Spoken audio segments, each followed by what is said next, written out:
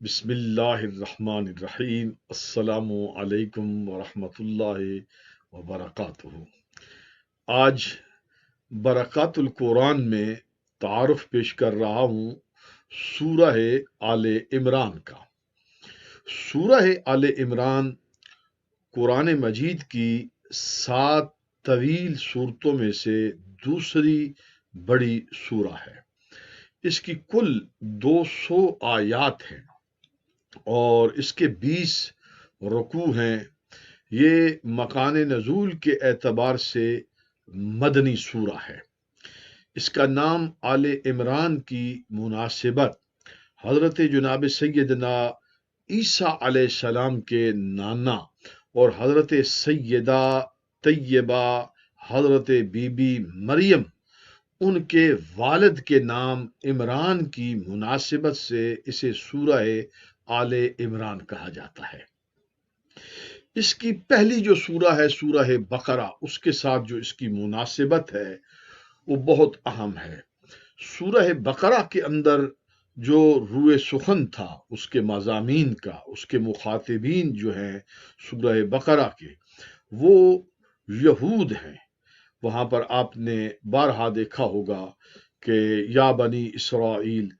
وہ مضامین حضرت موسیٰ علیہ السلام کا چرچا بہت زیادہ، ان کے واقعات کو، ان کی قوم کے ذکر کو وہاں تفصیل سے بیان کیا گیا۔ اس کی مناسبت یہ ہے کہ یہاں پر سورہ آل عمران میں روئے سخن جو ہے وہ نصارا کی طرف ہے، یعنی عیسائیوں کی طرف ہے، اور اس کے مضامین میں خاص طور پر حضرت سیدنا عیسیٰ علیہ السلام کا ذکر آتا ہے، جس کو میں آگے تھوڑا سا ہم بیان کریں گے مضامین پر۔ اس سے پہلے سید عالم صلی اللہ علیہ وسلم نے اس سورہ کے فضائل و مناقب بھی خود بیان فرمائے ہیں۔ سرکار علیہ الصلوۃ والسلام نے اس سورہ کا نام رکھا، بلکہ یہ سورہ آل عمران اور سورہ بقرہ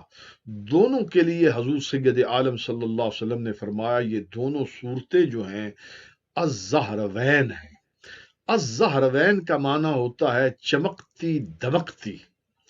اور اس کی مناسبت حضور علیہ الصلوۃ والسلام نے خود فرمائی۔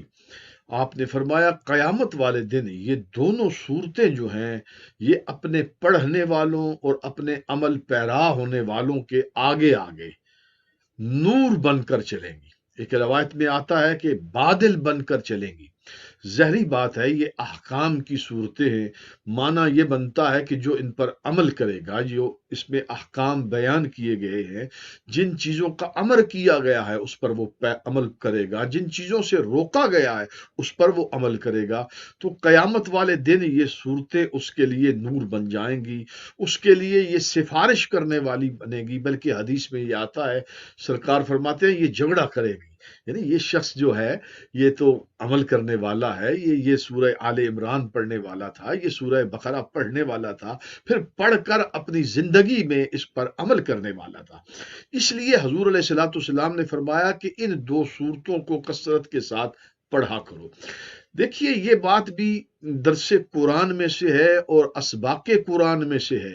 کہ جب ہم قرآن پڑھتے ہیں تو پڑھنے کا مقصد کیا ہے۔ قرآن ہم سے کلام کر رہا ہے، کلام ہم سے تقاضا کر رہا ہے، کلام الہی ہمیں راستہ دکھا رہا ہے، ہمیں چیزیں سمجھا رہا ہے، ہمیں قاعدے دے رہا ہے، ضابطے دے رہا ہے، اصول بتا رہا ہے، زندگی کا کرینہ سکھا رہا ہے۔ تو ظاہری بات ہے کہ ایک چیز کو ہم روزانہ پڑھتے رہے، لیکن اگر ہم اس پر عمل پیرا نہ ہوں، ان قاعدوں کو نہ مانیں، ان ضابطوں کو نہ مانیں، ان اصول کو نہ مانیں، ان طریقے کو ہم تسلیم نہ کریں، تو پھر فقط پڑھنے کا یقینی بات ہے، چونکہ یہ اللہ کا کلام ہے، ثواب تو حاصل ہو جائے گا، لیکن وہ جو تقاضا ہے وہ ہمیں پورا نہیں ہوگا، اور وہ قرآن کا جو مطالبہ ہے، جو قرآن ہمیں اس دنیا میں، اس زندگی میں جس صورت میں ہمیں دیکھنا چاہتا ہے، وہ یقینی بات ہے کہ ہم اس سے محروم ہوں گے۔ اب آئیے کہ اس کے مضامین کی طرف دیکھتے ہیں۔ تو اس کی ابتدا متشابہات، حروف متشابہات سے ہوئی ہے، جس طرح سورہ بقرہ کی ہوئی ہے۔ یہ دونوں صورتوں میں یہ دونوں کی ایک آپس میں ربط اور مناسبت بھی ہے۔ اور ابتدا کے اندر حقانیت اسلام پر حضور سید عالم صلی اللہ علیہ وسلم کی اطاعت پر گفتگو کی گئی ہے اور ان اہم ترین موضوعات پر بڑی تفصیل کے ساتھ روشنی ڈالی گئی ہے۔ اور پھر یہ مضمون جو ہے یہ تقریباً 3-4 رکوع تک یہ مضامین پھیل جاتے ہیں۔ پھر اس کے بعد حضرت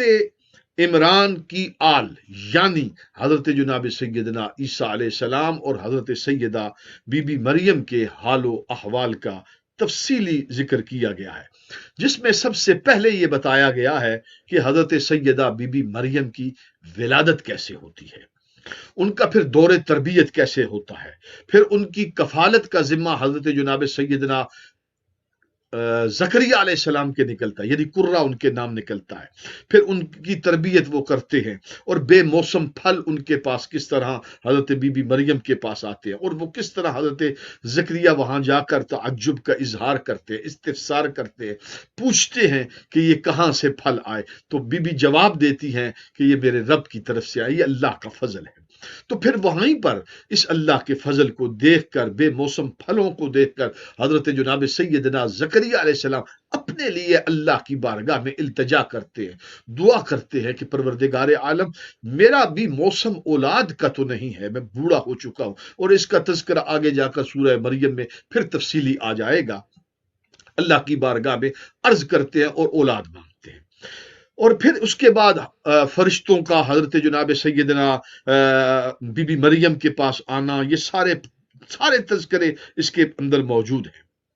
پھر حضرت عیسیٰ علیہ السلام کی جو تبلیغی مساعی ہے، ان کی جو جد و جہد ہے، وہ جو کوششیں کی ہیں، اس کا سارا حال وہاں پر موجود ہے۔ پھر اس کے بعد سب سے اہم ترین اس کے اندر جو آیے مقدسہ موجود ہے جو اس سے مناسبت میں رکھتی ہے، یہاں یہ بات بھی ذہن میں رہے کہ سورہ بقرہ کے ساتھ کئی مناسبتوں میں سے ایک مناسبت یہ بھی ہے، یہاں حضرت جناب سیدنا عیسیٰ علیہ السلام کی ولادت کا ذکر موجود ہے، یعنی اس کا اس انداز میں کہ وہ بن باپ کے پیدا ہوئے، اور وہاں پر آپ دیکھتے ہیں کہ سورہ بقرہ کے اندر حضرت آدم علیہ السلام کی تخلیق کا ذکر ہے کہ وہ بن ماں اور بن باپ کے پیدا ہوئے، اور اس چیز کو یہاں پر ایک مثال کے طور پر پیش کیا گیا، کن کے سامنے؟ نجران کے عیسائیوں کے سامنے ایک دلیل کے طور پر پیش کیا گیا، کیونکہ ان کا یہ دعویٰ یہ تھا، ان کا یہ خیال تھا حضرت عیسیٰ علیہ السلام کے بارے میں کہ وہ ابن اللہ ہے معاذ اللہ، اس لیے کہ وہ بن باپ کے پیدا ہوئے، تو دلیل کے طور پر کہا گیا کہ یہ کیا دلیل ہوئی؟ پیچھے تو ذرا دیکھو کہ جناب سیدنا آدم علیہ السلام کو دیکھو، ان کا تو باپ بھی نہیں، ان کی تو ماں بھی نہیں، لیکن تم انہیں مانتے ہو، یعنی ان کی دلیل کا رد کیا گیا۔ لیکن اس کے ساتھ جب دلائل سے بات آگے بڑھ گئی اور دلائل انہیں تسلیم نہ کیے، تو پھر قرآن نے انہیں ایک دعوت دی کہ اب تم آ جاؤ، یہ بات کلام سے اب ہٹ گئی ہے، اب دلائل تو ختم ہو گئے ہیں، تم ہٹ دھرمی پہ آ چکے ہو، دلائل تم تسلیم نہیں کرتے، مباہلہ کر لو۔ حضور سید عالم صلی اللہ علیہ وسلم کے ساتھ تم مباہلے کے میدان میں اترو، تم بھی بددعائیہ کلمات کہو، وہ بھی تمہارے حق میں بددعائیہ کلمات کہیں گے، تمہارا فیصلہ اسی زمین میں اسی وقت آمنے سامنے ہو جائے گا۔ اور پھر قرآن نے اس کو بڑی شان کے ساتھ بیان کیا کہ اب یہ مباہلہ ہوگا کیسے، کن کن کے درمیان ہوگا، اس کا پھر ایک نصاب بیان کیا۔ کلام مجید میں اللہ تعالیٰ فرماتا ہے فَقُلْ تَعَالَوْا نَدْعُ أَبْنَاءَنَا وَأَبْنَاءَكُمْ